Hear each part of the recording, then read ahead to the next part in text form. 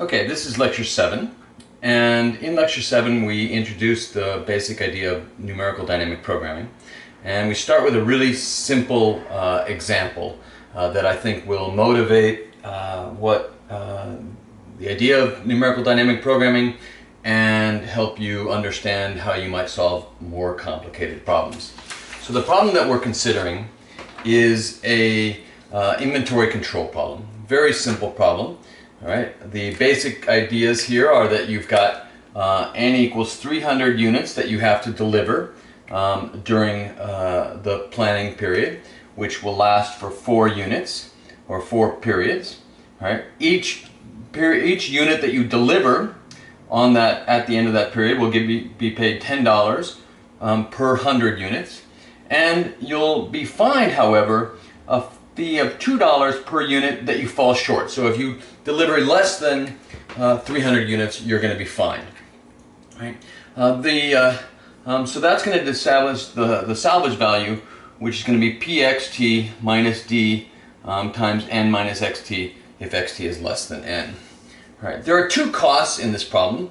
First, there's a cost associated with holding inventory. So then we're going to take gamma xt over 100, where gamma is equal to 3. So if you're holding 100 units, you're going to be paying $3 in fine. Your costs are $3 to hold those units. If you produce units, then you're going to be paying production costs, alpha zt over 100 squared.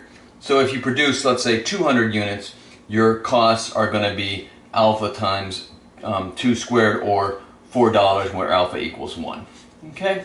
So those are the basic pieces of this numerical dynamic optimization problem. We're going to use this using a very simple tool which we call a circle and arrow diagram. And so we're going to start at the end here, where our value in period t of xt is simply equal to p times x cap t over 100 minus our fine, which is d times n minus x cap t all over 100 again. All right, so if we fall short, we pay that fine. All right, so if we deliver all 300 units, we're going to get paid $10 per 100 units, or $30. If we only deliver 100, then we're going to get $20, but we're going to be fined $2, so that's going to give us 18. If we deliver only 100 units, we're going to get $10 in revenue, but then we're fined $4, so that's $6. If we fall short entirely, we don't deliver any units, we're not going to get any in revenue, and we're going to pay a fine of $6. Okay? So our value functions on arriving in period 4 with 300, 200, 100, and 0 are 30, 18, 6, and minus 6. All right, now we're going to move back 1 period, and this is where we really are doing, we're solving a dynamic optimization problem. And the basic idea is that we want to solve Bellman's equation, which is to maximize over our choices z, u, current period net benefits, which in this case is just costs, all right, plus v of x t plus 1. All right. So our costs are simply equal to the holding cost plus the inventory construction cost. Our value is where you end up next period. So let's start with the easiest case, where we have 0 units of inventory. If we have 0 units of inventory, we've got $0 in cost. All right. Now, if we don't build any, then we're also going to have 0 units building in, or 0 costs in construction costs, but we end up with minus 6. So the value of this point, or if you make that choice, would be minus 6. If, on the other hand, you choose to build 1, you're still going to have holding costs of 0, right? But now you've got $1 in building costs, right? And you end up next period with 6, which equals $6. If you build 2 units, we're going to have holding costs again of 0, all right? Now we're going to have, since we built 200 units, we're going to get $4 in building costs, and our next period value is 18, which gives us a net value of 14. if we build 3 units, we're going to have minus 0 plus 9. We now have much higher costs. We end up next period with 30, which equals 21. All right? So this is clearly the best option, to build 3 units. All right? So we're going to just highlight that as our preferred option.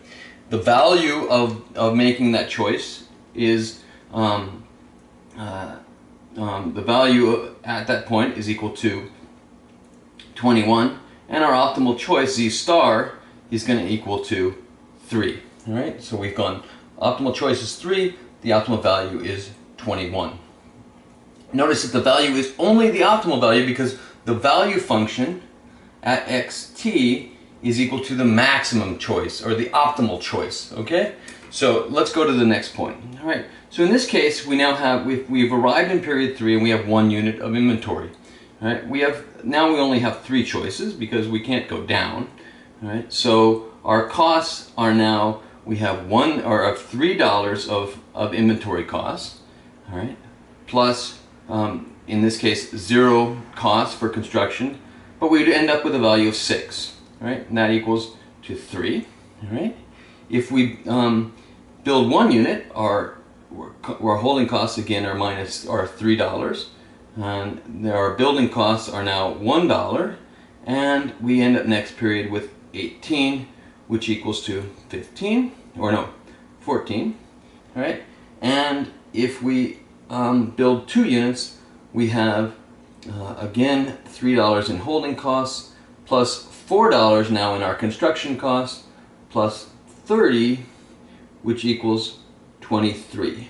All right? Clearly, 23 is better than 14 or 6, so our optimal choice is going to be to build 2 units, which yields a value of 23. So our value of arriving in period 3 with 1 unit of inventory is equal to 23, and our optimal choice, Z star, of 3, 1 is equal to 2. All right, let's do the next one. It's getting easier because we have fewer choices. All right, so if we've got 2 units of inventory, our holding costs are now going to be 6. We've got to pay those higher costs, plus 0 if we don't build any, plus 18, which equals 12. All right, or we can build 1, which would be, again, holding costs of 6, plus 1, plus 30, which equals 23. So our value at that point is equal to 23, and our optimal choice, Z star, is equal to 1.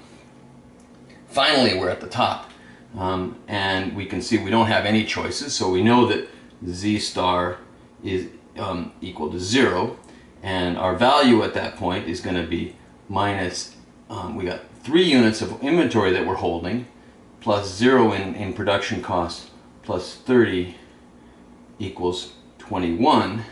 All right, so I didn't mark this one here. Let's go ahead and mark that as our optimal choice. And the value of arriving in period 3 with 3 units of inventory is 21. Value of 3, 3 equals 21. All right. Notice that we are better off arriving in period 3 with 2 units than we would be with 3 units because that holding cost is costly. All right. Now, let's take one more step back because this is where the power of dynamic programming really comes to fore. All right. So let's consider this point here. All right. We've arrived in period 2 with 0 units of inventory. All right. We have again 1, 2, 3, 4 choices. If our costs are again 0 units of holding costs plus 0 units of construction costs at this point, plus 21. All right, the value at this point is 21. All right, which equals 21. All right. If we build 1 unit, we're going to have minus 0 of holding costs plus 1 unit building costs plus 23, which equals 22. All right. If we build 2 units, we've got minus 0 plus 1 or 2 units of construction, which is going to be 4 for building costs, plus 23 is V of xt plus 1, which equals 19. If we build all 3 units, the value would be minus 0 plus 9 plus 21, which equals 12. So in this case, we can either have a value of 12 or 19 or 22 or 21. So in this case, the optimal choice, that is the choice that solves our Bellman's equation, the maximum of z plus u of v of xt plus 1 is equal to 22, and the optimal choice is to build 1. So v of 2 comma 0 equals 22, and z star of 2 comma 0 equals 1. All right. So the important thing to notice here is that when we solved our period 2 Bellman's equation, we only paid attention to the values in period 3. We didn't need to know anything about anything that happens beyond period 3 except for the value function. When you solve this value function here, all you needed to know was these value functions at this point here. You didn't need to know what was the optimal choice beyond that point, what was the optimal path beyond that point, because it's assumed that all of that is already captured in our value function. That is the basic intuition of dynamic programming.